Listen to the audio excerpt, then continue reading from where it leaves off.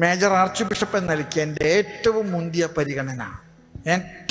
പരിഗണന സമൂഹത്തിൽ പാർശ്വവൽക്കരിക്കപ്പെട്ടവരോടുള്ള ഐക്യദാർഢ്യമാണ്.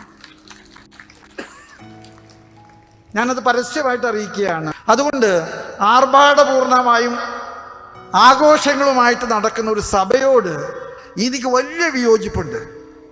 ഞാൻ ആ പെരുന്നാളുകൾക്കൊന്നും എതിരല്ല കേട്ടോ, ഒന്നും എതിരല്ല. ഞാൻ പറയും പൂരം എനിക്ക് വളരെ ഇഷ്ടപ്പെട്ടതാണ്.